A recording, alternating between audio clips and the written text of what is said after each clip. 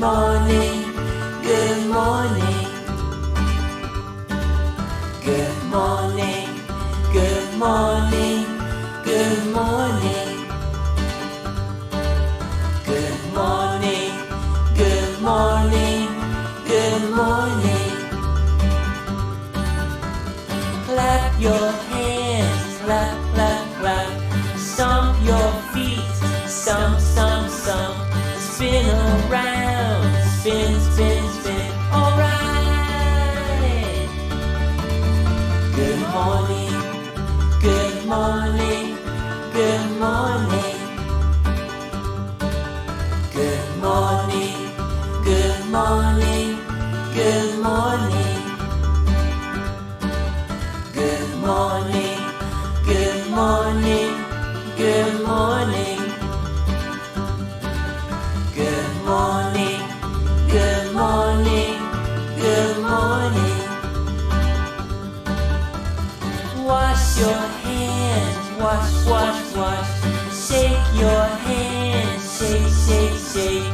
Brush your teeth, brush, brush, brush. Alright.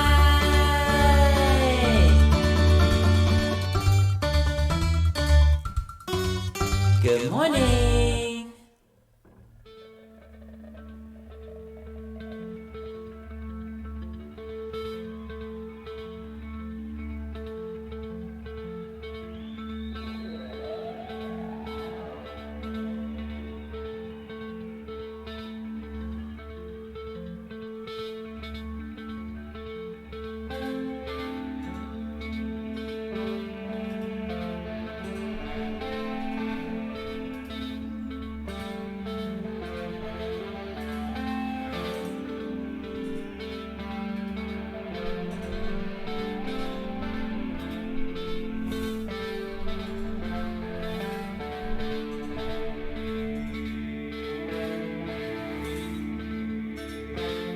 Whee! Good morning and that, yeah. Good morning. It's Uncle Lou here. Yeah, that's right. It's me, Uncle Lou, live for you on LouTube. And it's actually the morning. Appreciate you guys tuning in today. I can't believe I deleted the Monday show. It was the first ever morning show we did on Monday. It was a great show. Had a bunch of people watching. I thought it went pretty well. And I got to screwing around out here Monday afternoon, and I was trying to do 4 or 5 things at once and I accidentally deleted the damn video. I think that's the first time I've ever deleted a video off of YouTube. So I don't know. Try to do better today, and hopefully this one won't get deleted. Benjamin the Golden Retriever, thank you for the super chat, sir. He says, good morning, Uncle Lou. Go Vols. Yeah, good luck to the Vols this weekend hosting South Carolina. It should be a good game. Hunter P, thank you for the super chat. Good morning, sir. In addition to that as well, I did learn something from the Monday morning show too. I drink a lot of coffee in the morning. At night, I don't drink coffee. Every once in a while, I'll have a cup of coffee at like 8 o'clock. When I have a night show, if I'm feeling tired, I'll have like maybe 1 cup of coffee like 8 o'clock at night. But that's no big deal. But in the mornings, I drink a lot of coffee. And by the time the show ended on Monday morning, I was about to make a mess out here. I was about to pee in my pants. So what I've decided to do today, and probably do something like this every day for the morning show. But at some point, about halfway through the show, or whenever I have to pee, we're gonna do Today in LouTube History. I have 5 years worth of videos here on this channel. Today's October 23rd, so I went to my videos this morning, searched up all the videos that were ever uploaded on an October 23rd, and I picked one out for you guys. So at some point, whenever I've got to take a potty break, Today in LouTube History, and it's a good one too. It's not a football related video either. It's one of those old school silly ass videos that I used to make with a little bit of trolling mixed in, especially at the end. So we'll do that at some point today. I got some stuff to talk about this morning too. I put a couple of them in the title. There's some Urban Meyer news. He was on the Herd with Colin Cowherd yesterday, and he had some interesting things to say. And I read an article this morning. Did y'all hear about Florida's athletic director tweeting out, basically begging for Power 5 opponents to schedule home and homes? That's hilarious for a whole bunch of reasons. We'll get into some of that. Also, I am going to the Texas A&M game. I've been talking about this for like 6 months, saying if I go to a game this year, I think it'll be the Texas A&M game. I am going to go to the Texas A&M game. So I'll be at the Texas A&M game. Any of you guys that'll be there, we'll try to get together while I'm up there. And Florida State athletic director, I can't remember his name, but this is like the kiss of death for a coach when you're talking college. If the athletic director says this, or if you're talking pros, anytime the owner or something, but the dreaded vote of confidence, But Florida State's athletic director yesterday was asked about Willie Taggart and some of the rumors surrounding maybe him being gone after this year. Some Urban Meyer stuff floating around with that. And he said it was complete nonsense, and he has total faith and trust in Willie Taggart. And that's usually what we hear from an athletic director, or in the case of the pros and owner, when things are going really bad and they're getting ready to make a change, right?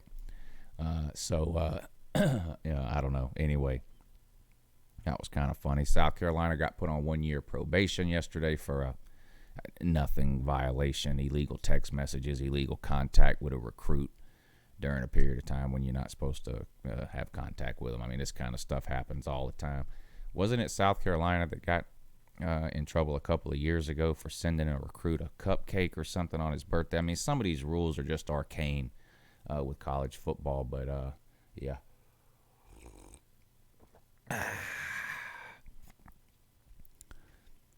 Benjamin, thank you for the super chat. My favorite memory of LouTube was UJ versus UT 2016. Well, you're a Tennessee fan, so I don't blame you. That's still the most viewed video in LouTube history, by the way. That my reaction to the end of the Hail Mary game is I think it's got 250,000 views or something like that. It's still my most viewed video. Christian S., good morning. Thank you for the super chat. What's up, boy? Thanks for entertaining me throughout the year. If OSU plays LSU right now, who wins? Go Bucks. I would take Ohio State over anybody right now. I mean, I've had them ranked number 1 in my poll for 3 weeks in a row now. So I obviously think they're the best team right now. I would take Ohio State against anybody else on a neutral field. We're going to talk a little bit about them today too, in that Ohio State-Wisconsin game.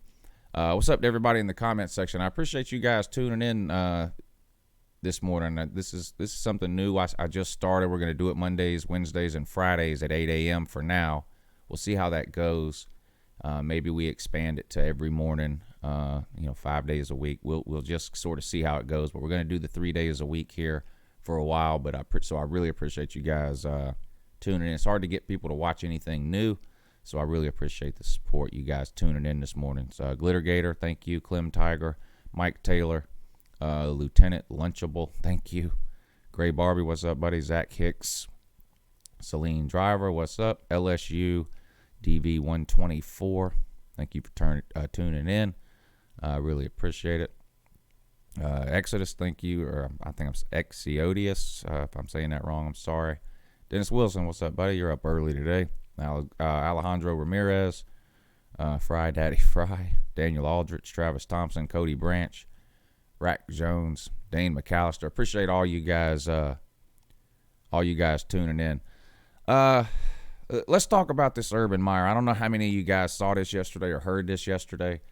I don't watch the Colin Cowherd show very often, mainly because of the channel it comes on. I'll just be honest. It's not that I don't like Fox Sports. It's just not a channel I typically flip to when I'm trying to find something to watch or whatever. And I don't even know what time it comes on. I think it comes on like 10 in the morning to 1 in the afternoon or something like that. And I don't really have time to watch anything during those hours. But Urban Meyer was a guest on there yesterday, which is no surprise. Of course, Urban Meyer works for Fox Sports this year. Just a miracle recovery he had from whatever fake brain injury he had last year that made him had to fake retire again. miracle recovery that he was able to, without really taking any time off at all, jump right back into the world of college football with a studio job for Fox Sports, and of course Colin on Fox too. So anyway, Colin had Urban Meyer on as a guest yesterday, and they talked about a lot of different things. And Lincoln Riley came up, and they were talking about Lincoln Riley and the success he's had at Oklahoma. And now sort of Ryan Day doing the same kind of thing. Looks like not going to miss a beat there. And anyway, he asked Urban Meyer, because of course we hear these rumors all the time, and I believe these are true. I think the NFL would love to get a hold of Lincoln Riley. I 100% believe the NFL wants Lincoln Riley. Football is a copycat game. When something new works, other teams want to copy it, and that's true from college to NFL and NFL to college. And we already know for a fact that there's been other teams contact Oklahoma and Lincoln Riley just to get his input on the RPO offense, and NFL teams calling down there and asking for advice from Lincoln Riley. What sort of things can we implement here to improve our RPO game and things like that. And a lot of rumors about Lincoln Riley possibly becoming a head coach in the NFL sooner rather than later.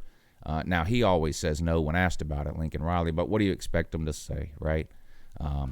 If he wins a national title this year, would he go? I don't know. That's not really the point.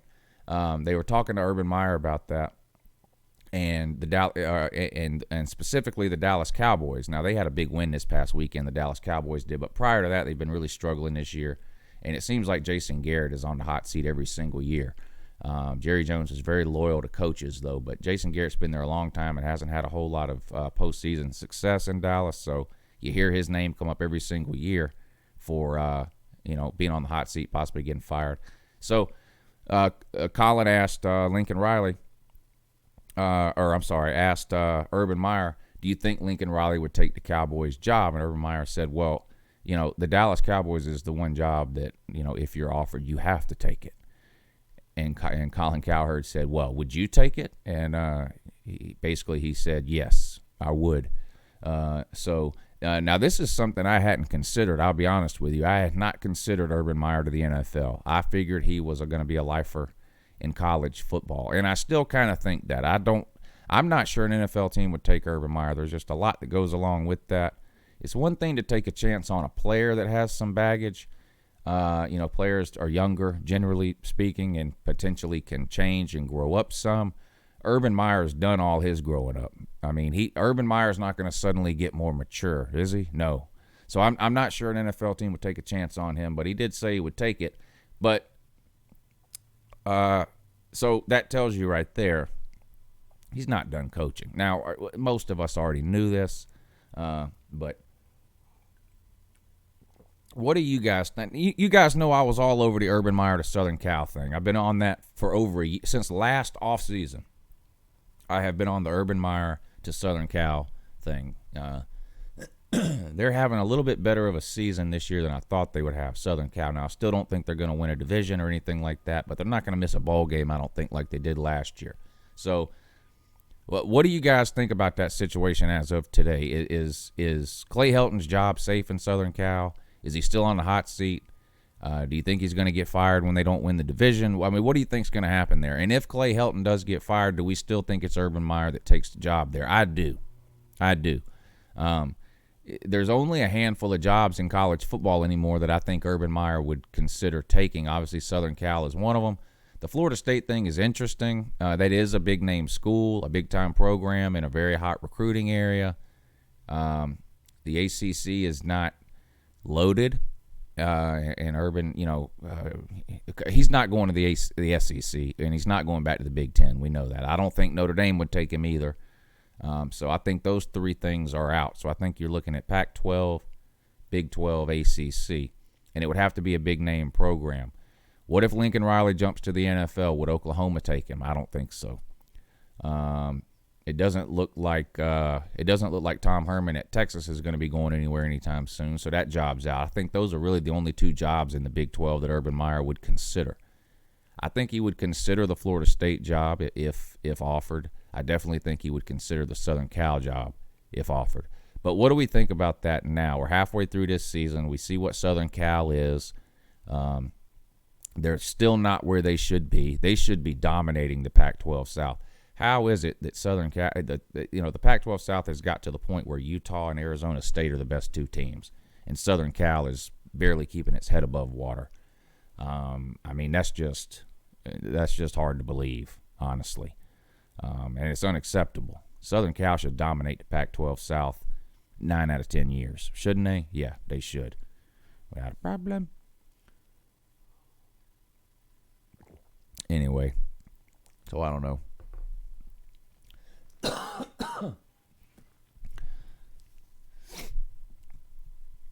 Better coordinator, Grinch at Oklahoma or Brady at LSU? Well, Brady's not a coordinator, not an offensive coordinator. He's a passing game consultant or passing game coordinator or something. Both of those turnarounds are amazing, though. The LSU offense and the Oklahoma defense. Both of those turnarounds are amazing. You know how some leagues have like comeback player of the year or what they should come up with some kind of award for a team or an offense or a defense that makes the biggest improvement from one year to the next. It would definitely be either the Oklahoma defense or the LSU offense. It's just unbelievable to watch how much better both of those two units are this year than they were last year. I mean, LSU's offense has been bad for years and years and years. Oklahoma's defense has been bad for years. I would probably say between those two, though, I think you would have to go with Brady at this point because LSU has a top 5 offense. I mean, nobody saw that coming. Now, Oklahoma's defense has improved, but they don't have a top 5 or a top 10 or even a top 20 defense. I think they're, top 30-ish defense, which is not a knock on Oklahoma. I mean, they were 130th-ish last year. I mean, they were in the 110s and 120s in every defensive category known to man last year, Oklahoma was. So I'm not trying to downplay what Grinch has done there by saying I think Brady's turnaround is better, but you take an LSU offense that got shut out by Alabama last year. That wasn't even 12 months ago. It wasn't even a year ago. LSU couldn't get a first down against Alabama. Now they have a top 5 offense. They're scoring 45 points a game, 50 points a game. It's just unbelievable, the turnaround that LSU's offense have made. And, again, the same for Oklahoma. It's not a knock on Grinch, but those are – you're asking to choose the best between two of the best turnarounds in all of college football this season. So – both of those guys have done a great job. Whatever they're making this year, they should demand it get doubled for next year because I don't even think LSU fans, I know they were excited when they brought Brady in and, we're going to change the offense around. I don't think anybody, even LSU fans, saw this coming. And the same thing for Oklahoma fans with the defense. You obviously have hope anytime a change is made and you bring a new coach in or whatever that you're going to improve, but I don't think even either of those fan bases saw this amount of improvement coming in year one. Oklahoma's defense under Grinch and LSU's offense with bringing in Joe Brady to rework the passing game. I don't think anybody saw that coming. Exiodia says, as an LSU fan, I had no idea our season would be going this well. Yeah, LSU fan, when the season started, LSU fans were, hoping to compete to win the West maybe, and more importantly, I think just compete with Alabama and just not look like you didn't belong. And now, LSU's got a legitimate shot to beat Alabama, especially you hate to see injuries happen, and you never, especially in big games. We're all college. We all have a favorite team, but we're all college football fans. So even those of us like myself who aren't LSU or Alabama fans, we're all going to watch that game, and you want to see all the best players play in a game like that, right? We got Wisconsin and Ohio State coming up this weekend, and I was going to talk about that later, but I'll just talk about that now.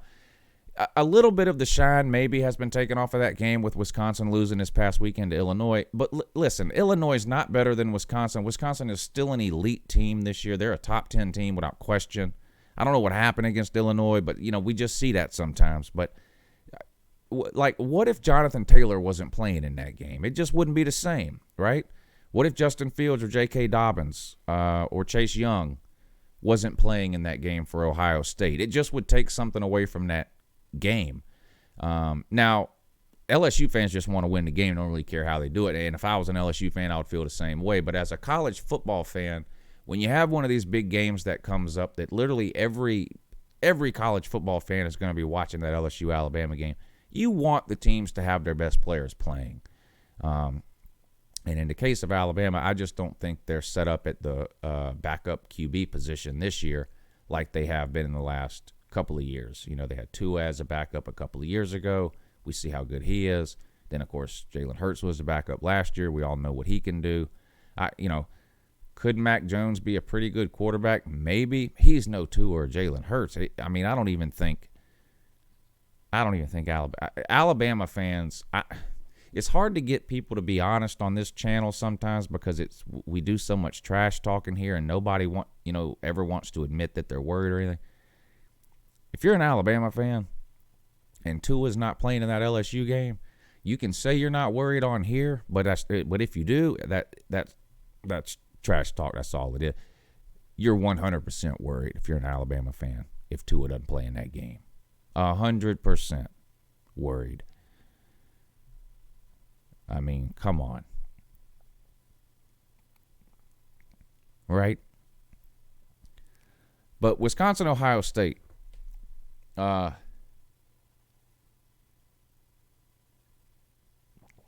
Still going to be a great game this weekend. Still, I think, one of, if not the biggest games of the year so far in college football. And part of the reason is we're getting into November almost now. And, of course, the later you get in the year, the bigger games become anyway. So it just really sucks that Wisconsin lost. You could have had two top 6 teams playing.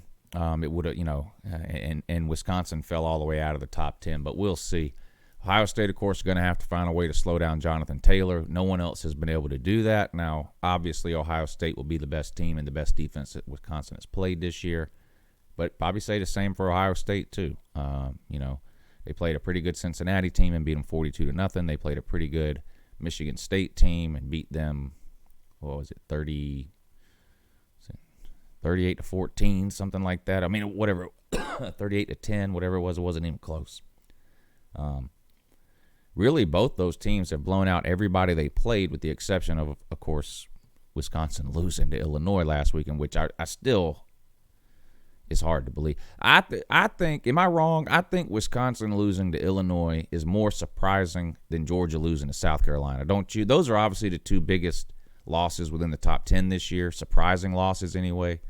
I mean, we've had some other top 10 teams lose, but they lost to other highly ranked teams. But in terms of ranked teams, highly ranked teams losing to unranked teams, which one surprised you guys more? Wisconsin losing to Illinois or Georgia losing to South Carolina? I mean, I think South Carolina is a much better team than Illinois. I mean, Illinois is just, like I say this all the time, but it's true. People forget Illinois even has a team. I think the Wisconsin loss was more surprising. I mean, Wisconsin had blown out everybody they played. Going into the game this past weekend, Wisconsin had played 6 games, and they had shut out 4 of those 6 teams. They had only allowed a point in 2 games. Their offense was rolling. I don't know. I see a lot of people saying the Georgia loss was worse, but I don't know how you can. I don't know how you can spend the first 6 weeks of the season telling me that Georgia's terrible and overrated, and then tell me them losing to South Carolina was worse or more surprising than Wisconsin losing to Illinois. I don't understand how you can square those two things. If Georgia's terrible and overrated, then it shouldn't have been a surprise to you that they lost a game. So, not sure if trolling now or trolling then when you were saying that, but one of those two things is true for sure. You can decide. Oh, let me show y'all, because I kept forgetting. If you've watched the last couple of videos I've done, I've talked about Lovie Smith, and I keep saying he looks like he should be a character in the next Frozen movie. Just look at this guy. Let me do this. Hold on a second. I'm going to pull this up for you and let you see it. This is unbelievable. Where am I at here?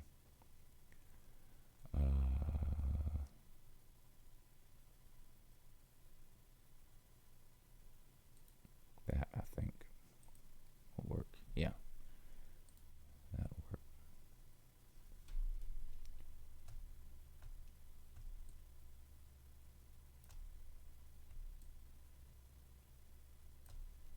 Look at this guy.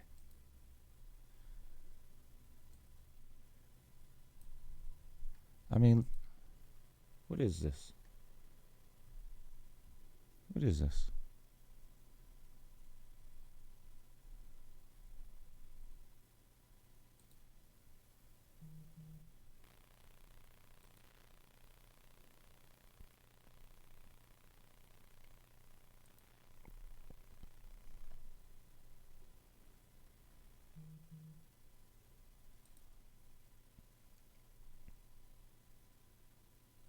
Not sure if bad guy or good guy in Frozen 3. Not sure. Would he be a bad guy or a good guy in Frozen 3? I honestly don't know. Anyway, our good buddy, congrats to Lovie Smith, man. Like I said, nobody even knows Illinois has a team anymore. They go out and beat a top 5 Wisconsin team. So, shout out to him. What was it back in like 2006 or 2007? The last time they had a good team, would they win 10 games or something? Who was on that team? Juice Williams. I think Rashad Mendenhall. I mean, they had a couple of good players on that team.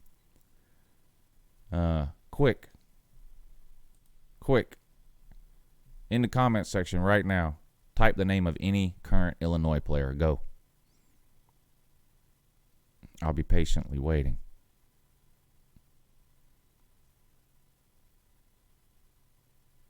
Tell me the name of any current Illinois player. Yeah, exactly. Yeah, no one knows. There's a few people Googling right now. Somebody said Adam Johnson. Luke Ford's not a current player. He's a current player next year. He's sitting out. Brandon Peters. Reggie Corbin. A few of you knew one, but I think you understand the point I'm making, though. They're not exactly an amazing team. I got completely sidetracked here. Well, let's do this. The show's about halfway over. Let me take my pee break. And when I come back, I'm going to talk about this tweet that Florida athletic director, what's his name, Scott Strickland, sent out begging Power 5 opponents to schedule a game with Florida. I mean, just embarrassing and humiliating. And we'll talk about their future opponents. So anyway, if you missed the beginning of the show, I drink way too much coffee in the morning, and I figured out on Monday when we started this show that I can't make it the whole hour or else I'll pee in my pants. So what I've decided to do is at some point during the morning show, that point being right now, we're gonna do a moment in LouTube history. So I looked up every video I've ever uploaded on October 23rd, going all the way back to 2014 when this channel started, and found a real gem for you guys here. I think this one was uploaded in 2015. So this is going to be from October 23rd, 2015. I forget the exact title of the video, but it's something like my thoughts on people in the South wearing North Face jackets when it's 60 degrees outside. Enjoy. Good morning, Uncle Lou here. Yep. I wasn't going to make another video today, but I've been noticing something a lot lately. Maybe some of you have noticed it too. I don't know. Or maybe it's just me. Something wrong in my head. I don't know.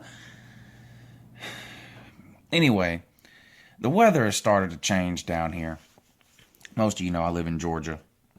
So the weather has started to change. And by change, I mean like 55, 60 degrees, whatever. And I get it that it doesn't get really cold down here, so if it's, 50, 55, 60 degrees, whatever, that's a little chilly. But there's people down here, and I see them all over the place, constantly. 55 degrees, and you're wearing a North Face jacket. What are you doing? A North Face jacket? Are you about to climb Mount Everest live from Georgia? I don't understand. A North Face jacket, 55 degrees and sunny.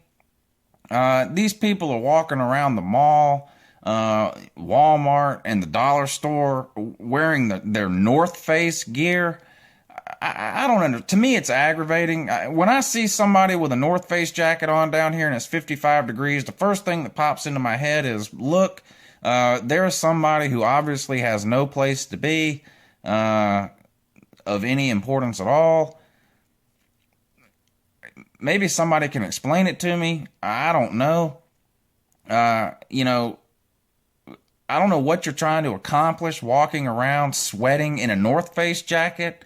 You're hot. Take off that North Face jacket. It's 55 degrees. You're wearing a North Face jacket and plaid shorts with loafers. I don't get it. What are you doing? Makes no sense to me, but again, maybe it's just me. I don't know. But newsflash, you look like a giant tool bag. Take off the North Face jacket. You're not scaling Mount Everest here in the southeastern United States. There's no reason for you to be running around when it's 55 degrees wearing a North Face jacket. You look like a complete tool bag. You look like an idiot. Please stop. It's ridiculous and it's getting old. That's it. I'm starting to get aggravated now. The doctor tells me I'm supposed to stay calm when I do these videos. But anyway, let me know what you think, and good morning.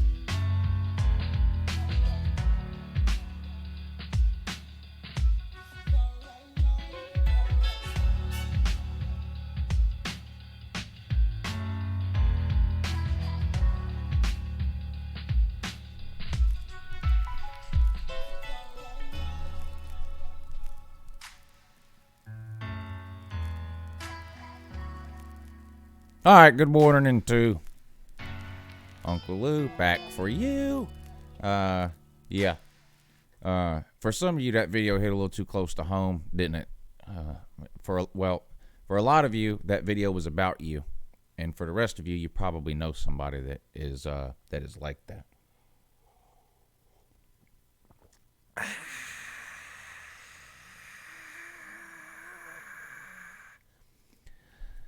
Yeah. All right. Back to the show here. I want to talk about Florida's scheduling situation and athletic director Scott Strickland and this pointless, ridiculous, boneheaded tweet he sends out yesterday begging people to schedule home and homes with him. Florida has not played a road game outside the state of Florida since 1992. You heard that right. The Florida Gators have not scheduled or played a road game outside the state of Florida since 1992. How is it trolling, Celine? Who's he trolling? Who's he trolling? They have not played an out-of-conference road game outside the state of Florida since 1992. How many years? That's coming up on 30 years. Okay? Do you want to know currently? Here's who Florida State has on the schedule currently. An out-of-conference road game. Out of the state of Florida. 2020, nobody. 2021, nobody. 2022, nobody. 2023, nobody. 2024, nobody. 2025, nobody. 2026, nobody. 2027, nobody. 2028, nobody. For the next 10 years, now they haven't played an out-of-conference road game since 1992, and for the next 10 years, they don't have an out-of-conference road game scheduled. 2029 at Colorado.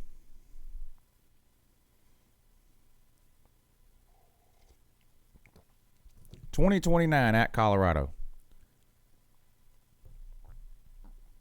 Now, they do have South Florida on the schedule a couple of times.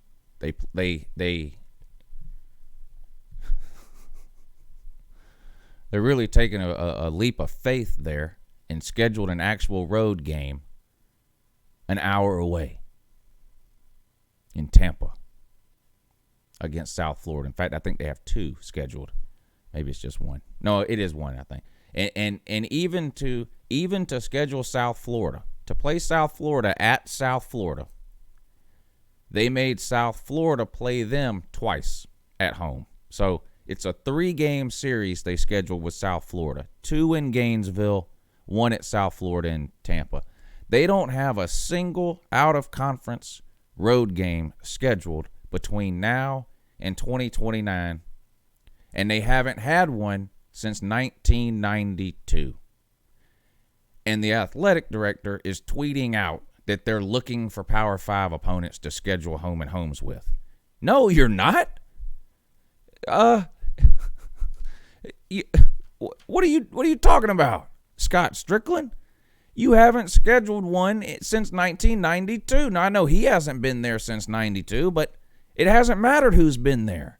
Now, all of a sudden, you're so desperate for out-of-conference road games against Power 5 teams that you have to tweet it out instead of picking up the phone.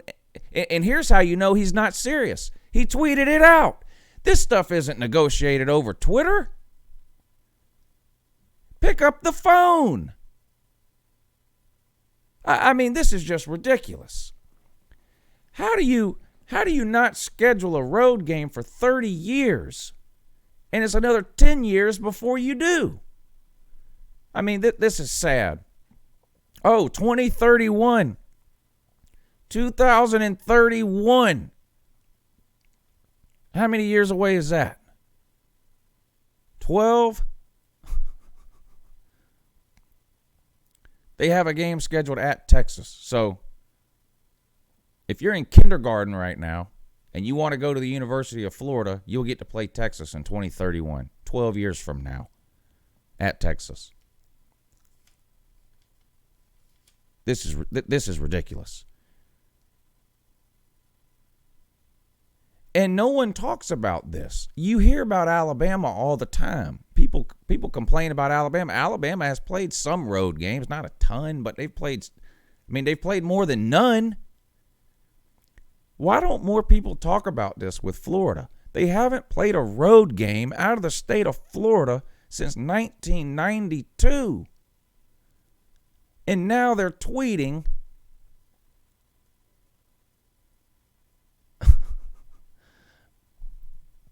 guess who tweeted him back? Huh? Guess who replied to his tweet? Clemson athletic director. Clemson athletic director. Somebody said the Florida athletic director was trolling. No, this is trolling. The Clemson athletic director replied to Scott Strickland's tweet.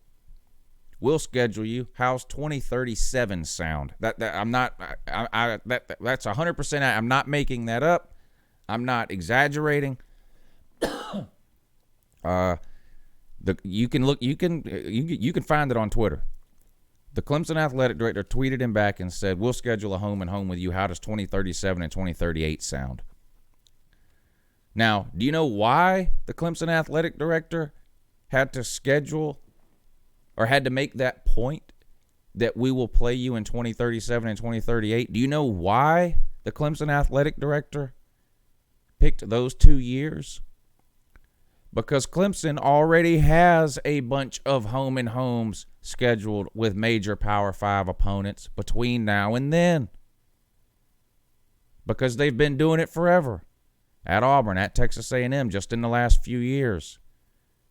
They've got 5 games scheduled with Georgia over the next 15 years.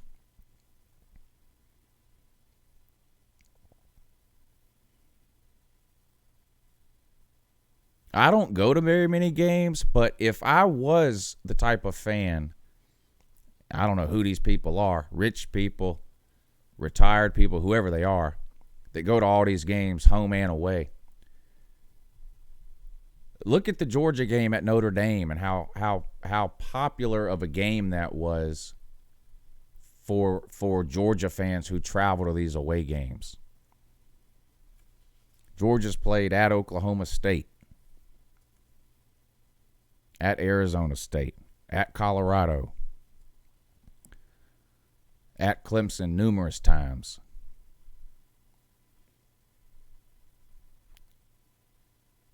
How have you not played an out-of-conference game out of the state of Florida? I mean, there's Florida fans in here now. There's at least one that I know of. Why? You know what? I pulled this up this morning. I'm going to pull it up again.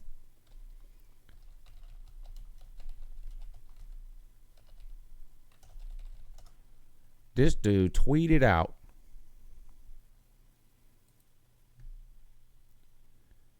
"2020.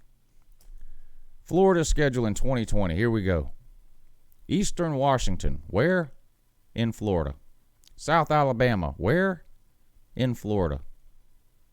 New Mexico State. Where? In Florida. And, of course, Florida State.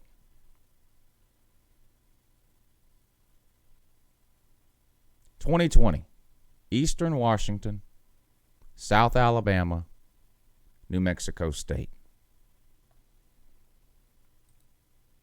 (2021) Florida Atlantic. Where? Gainesville. Oh, at South Florida, an hour drive. In 2021, Florida has to drive an hour to play a true road game at South Florida.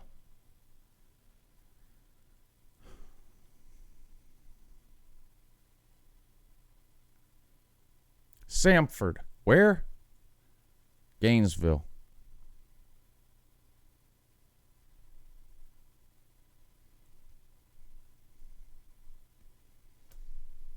So your non-con games in 2021, Florida Atlantic, South Florida, Samford. 2022, South Florida in Gainesville. Utah. But guess where? Yep. Gainesville.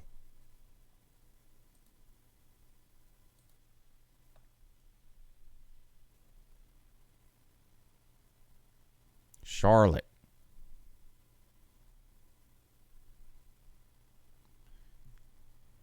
Should be ashamed of yourselves.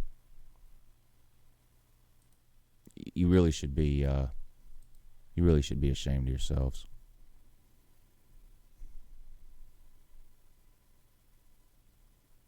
Slim Shady, good morning, sir. Thank you for the super chat. Colorado hasn't been good since '92. Started out good this year. First year head coach Mel Tucker, but they've hit a rough stretch here over the last month or so. Was it 92? I know they won a split national title in 1990. I don't remember what they did in 1992. I know they didn't win a national title. 1990 was the year they won a split national title, and it took them. That was the famous 5 downs game, if you guys remember that. But 1990, they won a split national title with Georgia Tech. DJ Doom, thank you, sir. Pennsylvania, home of Pet OU. The shame and scourge of America. It's just sad. I made a few videos about the Penn State situation back when that was going on. Ruffled quite a few feathers. I had one lady threaten to sue me. I don't know if you guys remember that. I made a video about that too. I think the title of it was "Lady Wants to Sue Uncle Lou" or something. But yeah, I don't know what's up with the Big Ten, man. Penn State had the Sandusky thing. Michigan State had that doctor who was feeling up all those 12-year-old gymnasts. Jim Harbaugh took his team to the Vatican. You know what goes on there. Don't even have to get into that. It's way too early in the morning to get into that. But you know what that was about. You already know.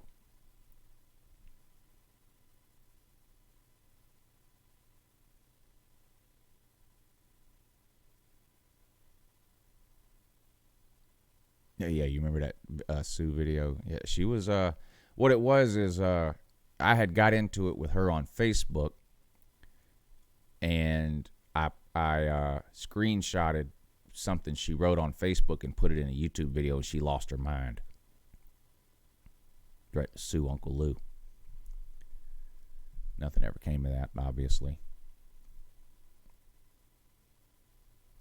Georgia plays ULM this year. No, Georgia does not play ULM this year.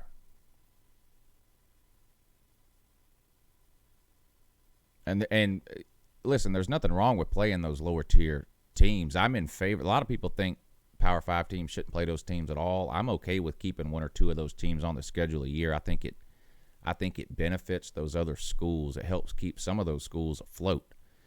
Without some of those big paydays that the smaller schools get, a lot of those schools wouldn't be able to keep their football program. So I'm all in favor of giving those smaller schools a chance. I'm not in favor of going 30 years without playing a Power 5 team outside of your own state, though. I'm not in favor of that.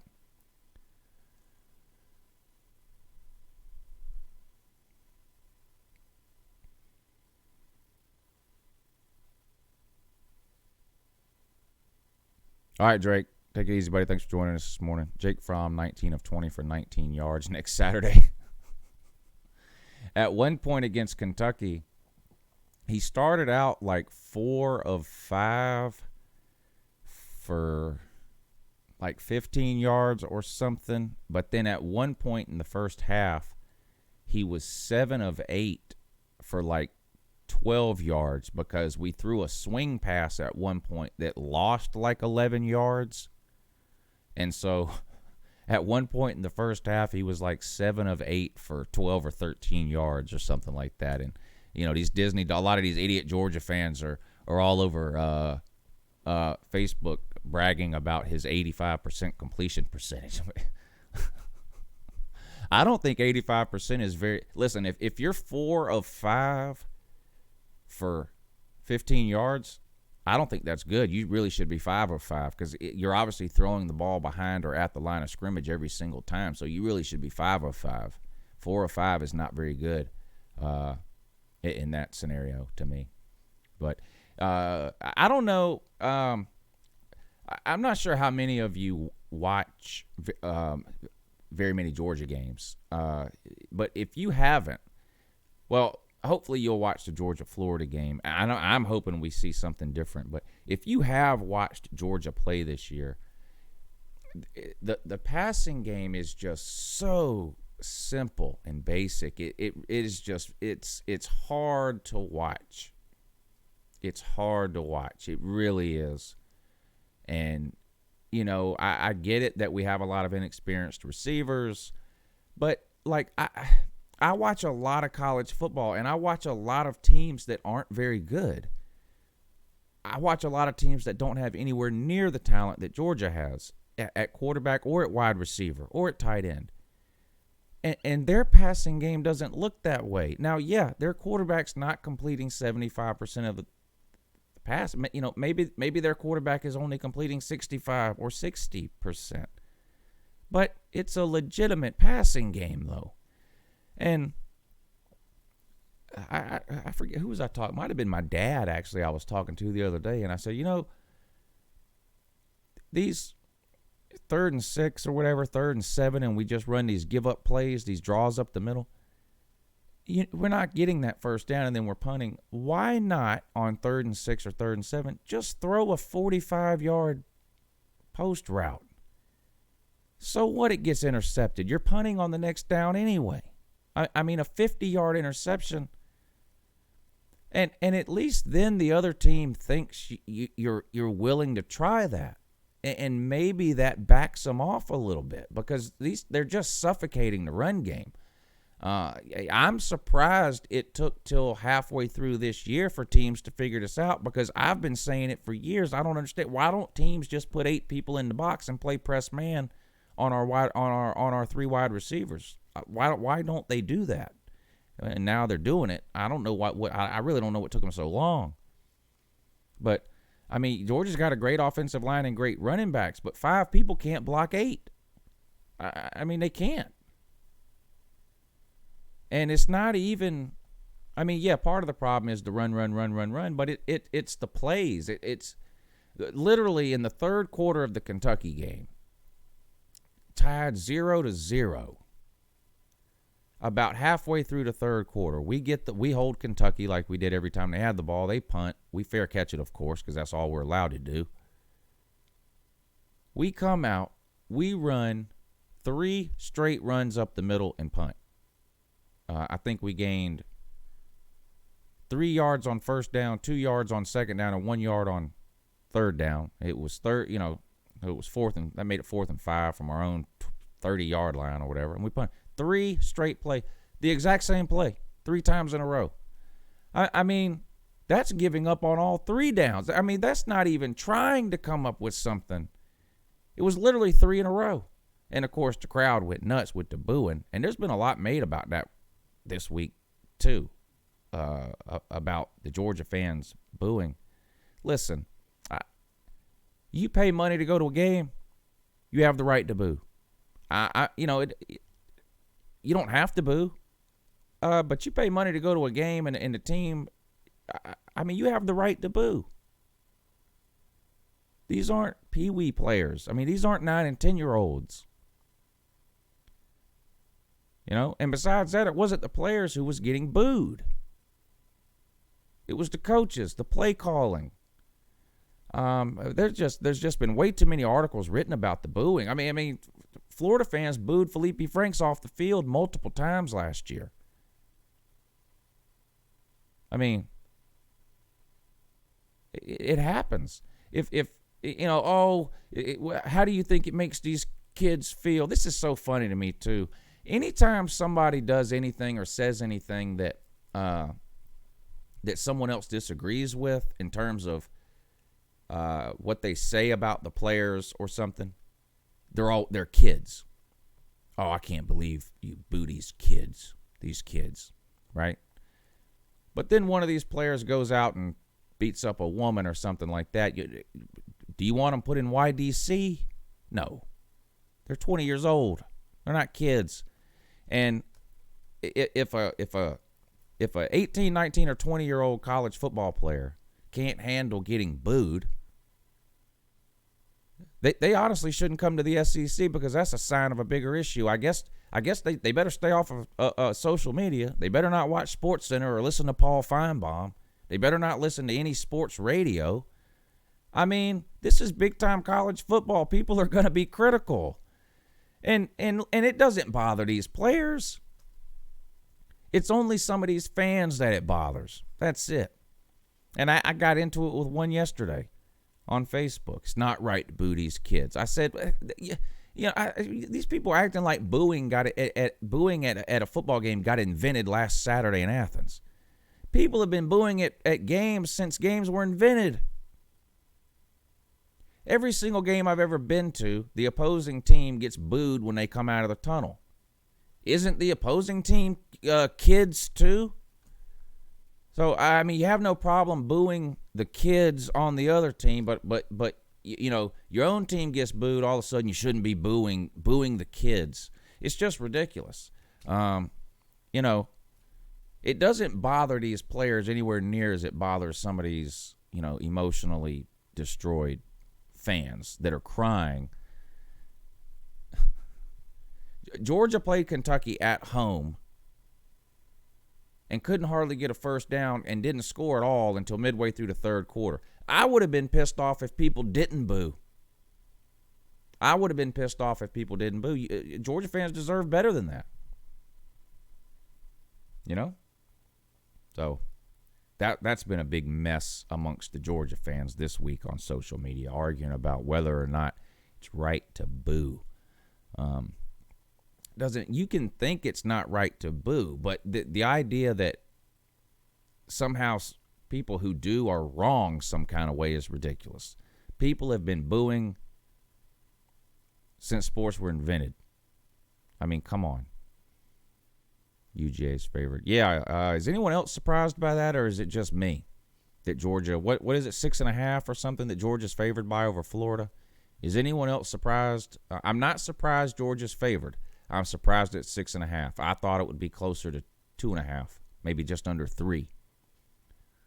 And I wouldn't be surprised if it gets down around there as we get closer to the game. But I was a little surprised. I mean, Georgia has played 2 of its worst games. If you were to pick out Georgia's worst 2 games of the last 3 seasons, 2017, 2018, and 2019, their last 2, their worst 2 games have been their last 2 games. I know we beat Kentucky, but just because you win doesn't mean you played a good game. And just because you lose doesn't mean you played a bad game. Georgia played a good game against Alabama both times. We played bad against LSU. We played bad against Texas, but those are much better teams. The 2 worst games Georgia has played, 17, 18, and 19, have been the last 2 games we've played. So I'm just kind of surprised. And Florida has played, like even the loss at LSU. Florida played way better losing to LSU than Georgia did winning against Kentucky or losing against South Carolina. Right? Who's ranked higher? Florida. Florida has looked like the better team, have they not? So I was a little surprised that Georgia was favored by, I think the number I saw yesterday was 6 or 6.5. The reason I said I'm not surprised, I did think they would be favored, but by less than 3. And the only reason for that is the outcome the last couple of years. And, Georgia having a bye week and all that, So I'm not completely surprised that Georgia is favored, but I'm surprised that it's that much. I don't know about y'all. You have to let me know. All right, we're going to wrap the show up here. Let me read through. Are there more super chats? Let me see. Yeah, here we go. Waikiki, thank you for the super chat, sir. West Virginia rolling FSU 9-5-2020 at Lou's house. Game day 2020. Yeah, come on over.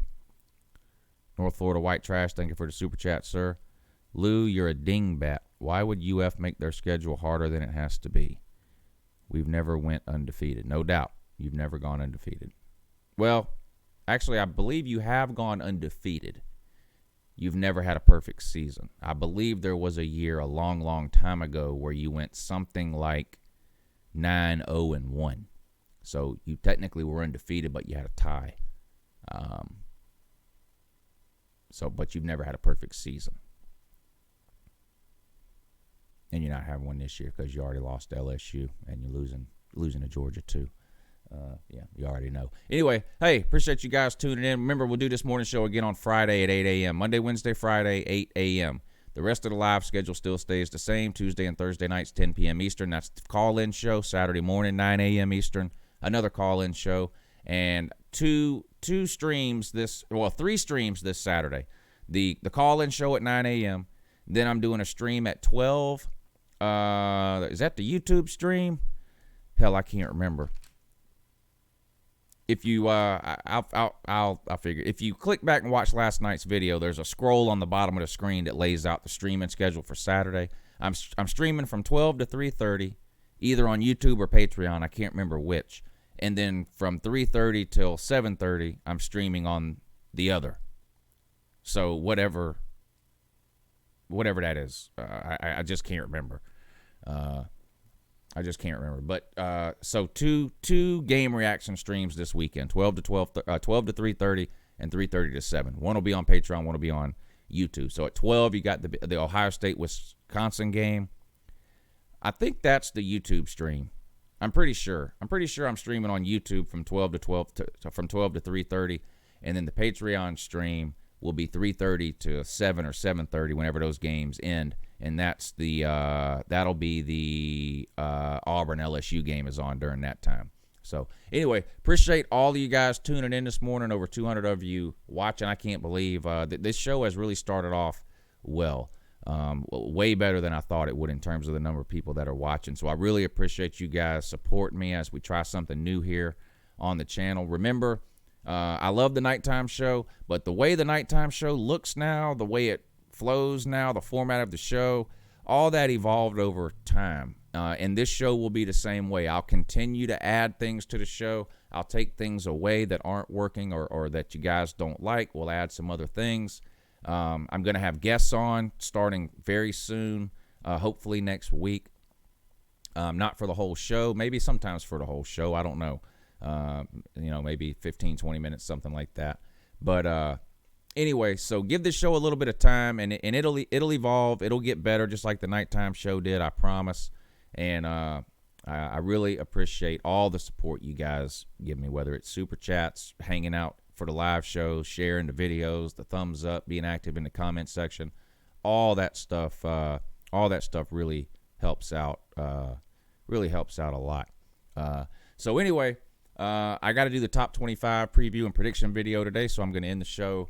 Now, these morning shows, I'm really going to try to do my best to actually end them right at 9 a.m. every morning. The night show technically is 10 to 11, but those things usually go to about 12, and I don't mind that at night. But for the morning shows, I'm going to try to keep them more structured, 8 a.m., 9 a.m., so I make sure I have plenty of time to work on the day's video too, because this is supposed to be this morning show is something I'm adding to what I'm doing. I don't want it to replace anything I'm doing, so I still need to do the rest of the videos that I've been doing. So anyway, you guys are all the real MVPs for tuning in this morning. I really appreciate it. Listen, if I didn't have life responsibilities like kids and families and yards to take care of and all this kind of, I would stream 24 hours a day, 7 days a week until I just fell asleep in this chair. I could talk college football with you guys nonstop, 24 hours a day, 365 days a year. So I really appreciate that you guys take the time to tune in and listen to me